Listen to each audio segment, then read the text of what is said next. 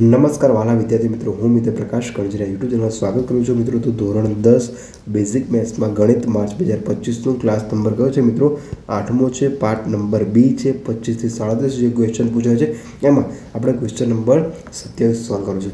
દરેક પાર્ટમાં એક એક ક્વેશ્ચન સોલ્વ કરવાનો પ્રયાસ કરીશું જેથી કરીને આપણને કંટાળો પણ ના આવે મિત્રો, અને સમજવાના એકદમ બેઝિક કોન્સેપ્ટ 5 થી 7 મિનિટમાં સોલ્વ થઈ જાય અને આપણને સારામાં સારો સ્કોર મેળવી શકે મિત્રો. સૌથી પહેલાં ચેનલને સબસ્ક્રાઈબ કરી દો અને આગળ ક્લાસ જોવાનું શરૂ કરો મિત્રો. ચલો તો બેટા સમજો, આગળ રકમ શું કીધું છે કે દ્વિઘાત બહુપદી 6x² વત્તા 37x p -2નું એક શૂન્યનો વ્યસ્ત હોય તો pની કિંમત શોધો. તો સૌથી પહેલાં મિત્રો આપણે આગળ શું કરવાનું છે કે દ્વિઘાત બહુપદીવાળું ચેપ્ટર આવ્યું છે. તો દ્વિઘાત બહુપદીવાળું ચેપ્ટર આવ્યું છે તો સૌથી પહેલાં આપણને શું ખબર પડવી જોઈએ કે શૂન્યનું શું કીધું છે બેટા? વ્યસ્ત કીધું છે. શૂન્યનું શું કીધું છે? વ્યસ્ત કીધું છે. તો સૌથી પહેલાં હવે શું ખબર પડશે આપણને આગળ સમજો. તો આપણે કહી શકીએ મિત્રો, શું કહી શકીએ કે દ્વિઘાત બહુપદીના શૂન્યો આલ્ફા અને બીટા હોય. શું બેટા? હોય અને શૂન્યના બીજાનો વ્યસ્ત હોય બેટા. શું હોય? વ્યસ્ત હોય. તો જવાબ શું આવશે બેટા? 1 આવશે. કેવી રીતે સાહેબ? સમજો કે આલ્ફા ઇન્ટુ બીટા કેટલા આવશે બેટા? 1. શું આવશે બેટા? 1. ઓકે, રેસિપ્રોકલ કન્ડિશન કહેવાય બેટા. શું કહેવાય? Reciprocal condition. તો ચલો આ બધું સાઈડમાં જવા દો. હવે હું તમને ટુ ધ પોઈન્ટ સમજવાનો પ્રયાસ કરીશ. જેમ કે કારણ કે તમારે બધાનું કેવું જોઈએ છે? ટુ ધ પોઈન્ટ જોઈએ. 6x² વત્તા 37x - p - 2 આવું તમને આપેલું છે. તો બેટા આને શું કરવાનું છે તમારે? આપણું જે બહુપદી એટલે કે પોલિનોમિયલનું સાદામાં સાદું સ્વરૂપ સમીકરણ કયું હતું બેટા? x² વત્તા bx વત્તા c બરાબર 0 સાથે શું કરી દેવાનું છે? સરખાઈ દેવાનું છે. શું કરી દેવાનું છે? સરખાઈ દેવાનું છે. તો ચલો સમજો કે આગળ બેટા એ કેટલા છે? આર્યા એ થઈ જશે, આ બી થઈ જશે અને આર્યા સી થઈ જશે બેટા.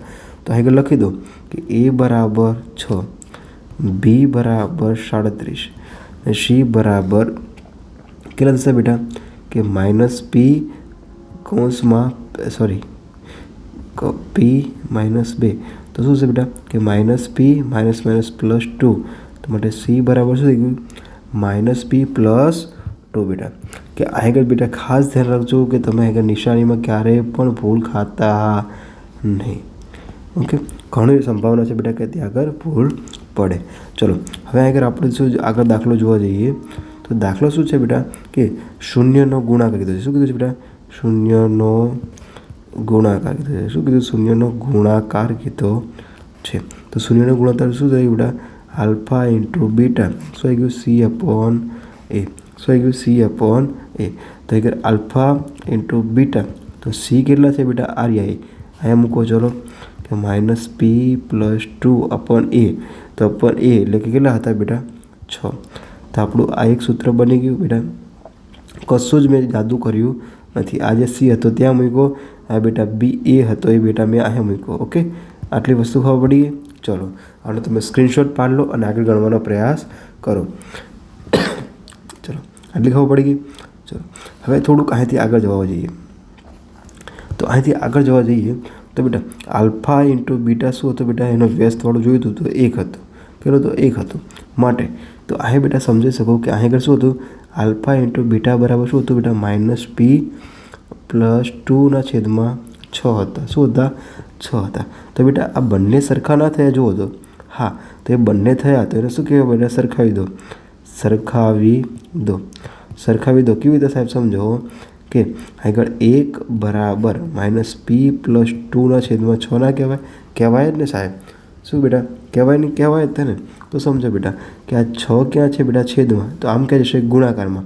તો બેટા હું આમ લખી શકું કે -p + 2 બરાબર 1/6. કેટલા થશે? 1/6. તો p + 2 બરાબર કેટલા થઈ ગયા બેટા? 6. કેટલા થઈ ગયા? 6. ચલો હવે બેટા -p આમ રહી ગયા. ઓકે, તો +2 છે આ બાજુ જાય તો -2. 6 - 2 ખબર પડી ગઈ. તો અહીં બેટા સમજો કે -p આવી ગયા. ઓકે, 6માંથી 2 જાય તો કેટલા આવશે? 4. કેટલા આવશે 4।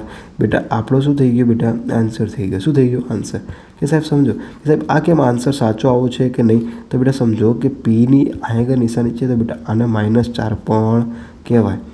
બરાબર નિશાની એટલે કે બેટા કે આને ધારો કે -3 બરાબર બેટા 2 કહેવાય માન લો, તો બેટા સમજો કે 3 બરાબર -2 પણ કહેવાય।